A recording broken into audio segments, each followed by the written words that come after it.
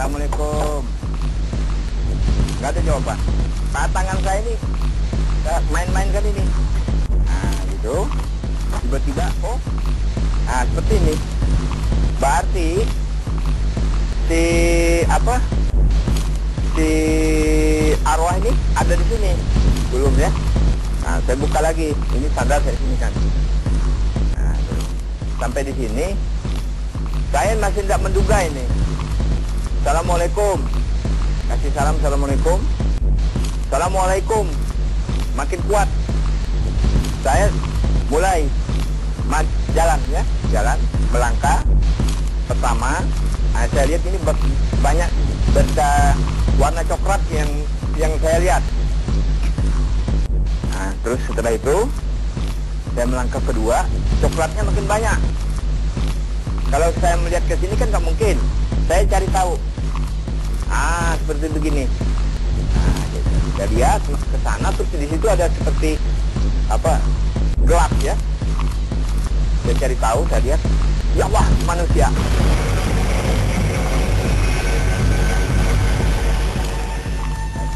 Usai melihat mayat Tari, Jaka langsung memberitahu tetangga sekitar. Warga pun geger. Siapa sebenarnya pembunuh Tari Arizona? Polisi pun berusaha untuk mengungkapnya.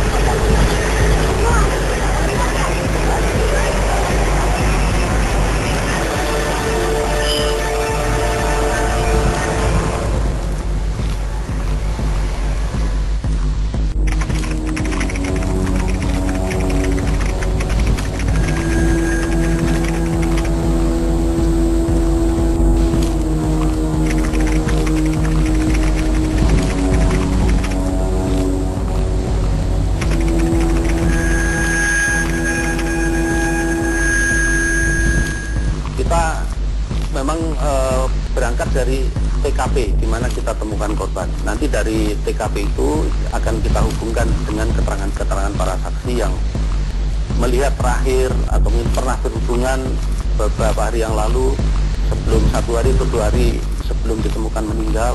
Nah, nanti itu akan kita coba hubung-hubungkan apakah ada korelasi dengan terbunuhnya saudara Tari ini. Tari Arizona, wanita ini sudah 1 tahun menjanda.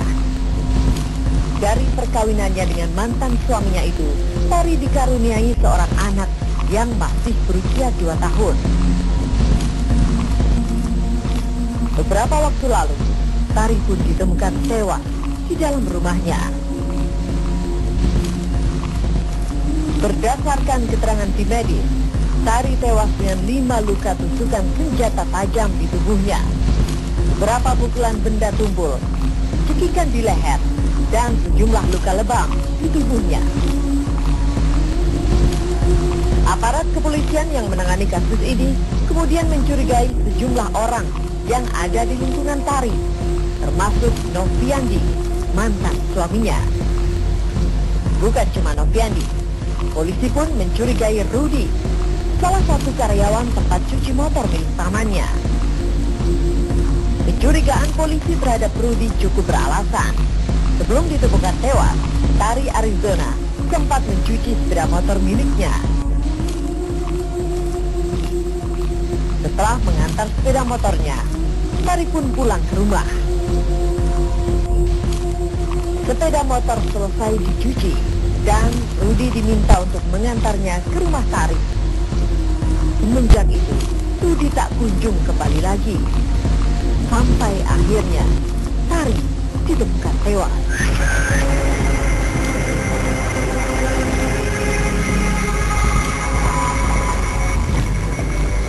Kami sempat mendatangi tempat tinggal Tari Arizona untuk mengetahui seperti apa kondisinya saat ini. Jika dilihat dari kondisinya, Tari diduga dihabisi di dalam kamarnya di lantai atas.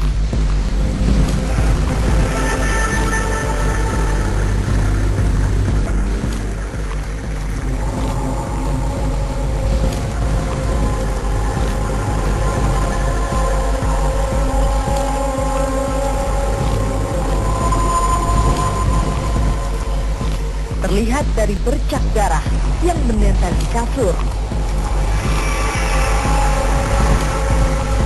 Tak hanya itu, di bagian dinding, lantai, dan pintu kamar korban juga terdapat bercak darah. Kemungkinan Tari melawan saat peristiwa itu terjadi. Ia kemudian lari ke lantai bawah.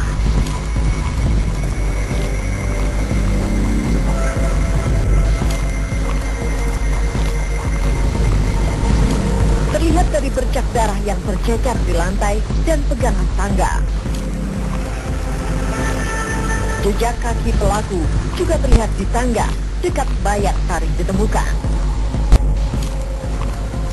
Sebelum ditemukan tewas, salah satu tetangga sempat mendengar ada suara seperti orang bertengkar di dalam rumah Tari. Namun Munada tidak menyangka kalau teriakan itu akan berakhir pada kematian Tari. Hari Selasanya itulah, pokoknya jam 1:30 itu hanya dengar kayak suara nelpon-telpon gitu, suaranya agak keras gitu. Setelah itu hujan kan, jadi kita tak ada kedengaran lagi. Ngomong-ngomong biasa aja gitu, ngomongnya cuma agak nyaring gitu.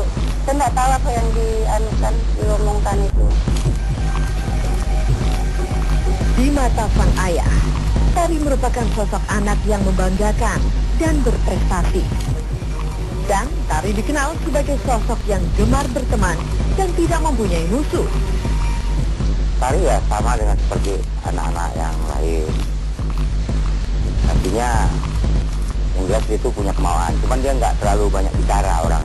Kalau pada prinsipnya tuh pribadinya lebih banyak kerja daripada bicara. Taufik pun mengungkapkan perasaannya ketika mendengar bahwa putri tercintanya telah tewas terbunuh.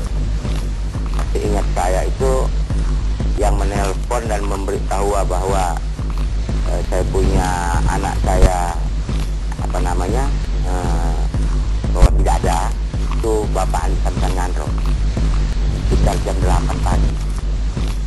Beliau berbicara itu melalui HP salah seorang, saya sudah lupa itu HP siapa. Ada apa kesabaran ini, Kuang? Kamu mendapatkan suatu musibah yang harus kamu terima dengan lapang dada, bahwa dengan berbahasa Bugis, kebetulan saya orang Bugis, istilahnya anakmu telah menghadap ke Yang Maha Kuasa, dan dia tidak mengatakan ada pembunuhan. Menurut Taufik, Tari sering menceritakan permasalahan yang ia alami, termasuk kondisi Tari dengan mantan suaminya. Memang banyak yang disampaikan anak saya tentang keluhan-keluhan, terutama sekali dengan mantan suaminya. Mantan suaminya ini selalu menteror, kemudian mencegat tanpa suatu sebab di tengah jalan. Tapi saya bilang udahlah, nggak usah dipikir lagi. Tapi Pak, dia selalu menjambak rambut saya loh Pak. Dan saya sampaikan, kamu tuh dengan saya tuh udah nggak ada hubungan. Dan sebelum tewas, Tari sempat minta untuk didoakan oleh sang ayah. Dia menelpon ibunya, Ma, tolong doa Ma, tolongnya agak-agak dipaksa gitu, supaya saya tenang, supaya saya nggak diganggu loh Mbak. Kata-katanya supaya tidak diganggu, itu loh kata-kata doanya.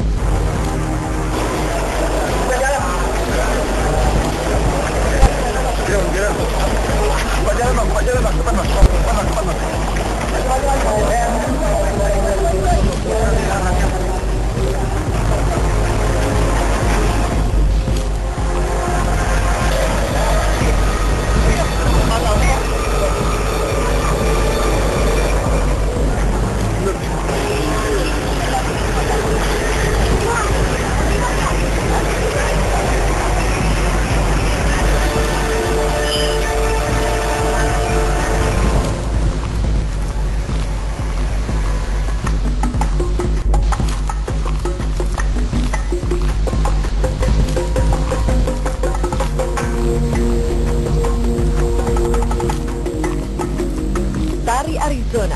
Janda cantik ini sudah 5 tahun bekerja sebagai staf register di kantor Pengadilan Tinggi Kota Pontianak. Di lingkungan teman kerjanya, Tari merupakan wanita yang baik dan tipe pekerja keras. Karenanya, mereka merasa kehilangan atas kepergian Tari yang cukup tragis. Neta, salah satu rekan kerja Tari, mengaku syok begitu mendengar kabar kalau Tari tewas terbunuh. Sosoknya dia anaknya riang, baik gitu kan ya. Terus ibadahnya juga bagus. Kalau ngobrol juga ada yang terbuka, ada yang enggak. Kadang-kadang tertutup, kadang-kadang terbuka. Ada hal-hal yang penting dia ngomong sama teman, ada yang enggak. Gitu. Kayaknya ada yang datang ke rumah yang almarhum itu kan dari PTA, katanya mengantarkan panggilan relas ya, kata pemberitahuan apa relas itu. Terus katanya lihat situ ramai, terus tanya situ katanya ada kejadian pembunuhan.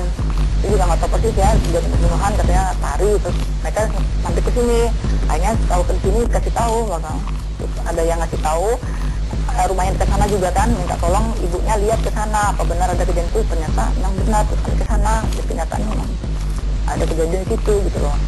Ini ruang kerja Tari di kepaniteraan pidana, dan biasanya Tari kalau datang ke kantor dari rumah, mejanya di sini. Ini meja kerjanya Tari. Dan Tari bagian register kerjaannya. Kini sosok pekerja keras itu telah pergi untuk selamanya. Sedangkan siapa orang yang membunuh janda cantik ini belum juga diketahui.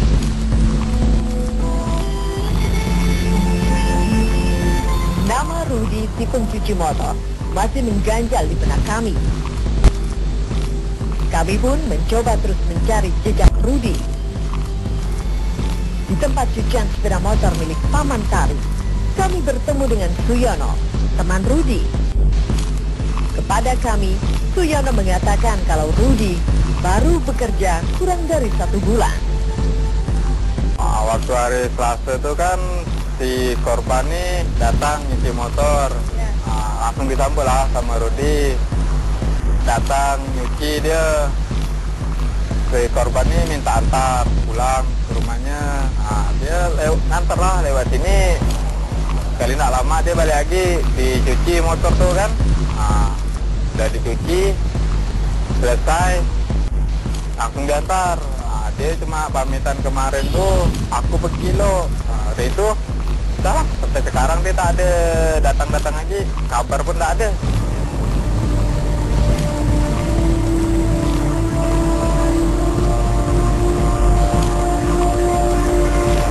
Kami juga menyambangi sejumlah tempat di Pontianak yang kabarnya sempat dijadikan tempat tinggal Rudi. Sudah ada masalah apa? Ada sih, kita tak tahu lah. Apa yang bagi buat kita lagi. Jalan.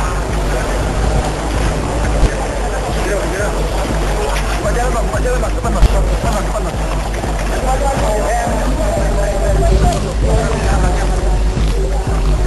Ketika berita ini diturunkan, kami mendapat kabar kalau Rudi telah ditangkap aparat kepolisian daerah Kalimantan Barat.